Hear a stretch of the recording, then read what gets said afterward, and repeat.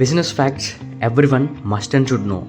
Fact number 1, చాలా బిజినెసెస్లో profits అనేవి మనం అనుకున్నట్టుగా ఉండవు. కానీ సక్సెస్ఫుల్ అయిన బిజినెసెస్ వాటి ప్రాఫిట్స్ని వాళ్ళ ఫస్ట్ ఐడియాతో స్టార్ట్ చేసిన దానికంటే సెకండ్ థాట్తో స్టార్ట్ చేసిన బిజినెసెస్లోనే ప్రాఫిట్స్ ఎక్కువగా వస్తున్నాయి. ఫర్ ఎగ్జాంపుల్, మ్యాక్డొనాల్డ్స్ అనేది ఎక్కువ ప్రాఫిట్స్ని బర్గర్ చైన్ కంటే రియల్ ఎస్టేట్లోనే ఎక్కువ సంపాదిస్తుంది. ఎలా అంటే ఫ్రాంచైజెస్ ఇచ్చి ప్రాపర్టీస్ని లీజ్కి తీసుకోవడం వల్ల. McDonald's one. I read about it. Yeah. McDonald's, Ray Kroc.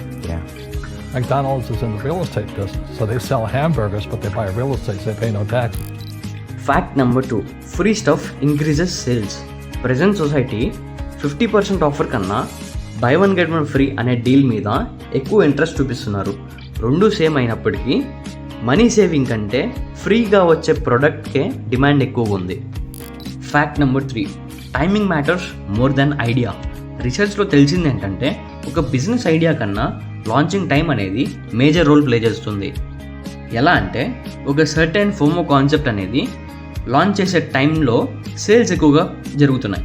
Example festival sales. Fact number 4, the Red Bull concept. April 1, 1987లో స్టార్ట్ చేసిన Red Bull energetic drink company already కాంపిటీషన్లో ఉన్న ఎనర్జెటిక్ డ్రింక్ కంపెనీస్ని బీట్ చేయడానికి ఒక యూనిక్ గొరిల్లా మార్కెటింగ్ స్ట్రాటజీని యూజ్ చేసింది. అదేంటంటే empty క్యాన్స్ని crush చేసి మాల్స్, నైట్ క్లబ్స్, క్రౌడ్ ఏరియాస్లో పడేయడం వల్ల అందరికీ వచ్చే ఫీల్ ఒకటే, అందరూ కొంటున్నారు మరి నేను అనే ఫీల్ని క్రియేట్ చేసింది. అప్పటి నుంచి స్లోగా రెడ్ బుల్ సేల్స్ చాలా బాగా పెరిగాయి. ఈ 4 ఫ్యాక్ట్స్లో మీరు ఈరోజు కొత్తగా తెలుసుకున్న ఫ్యాక్ట్ కామెంట్ చేయండి అండ్ తప్పకుండా లైక్ చేయండి and follow for more business talks. Stay tuned every Sunday.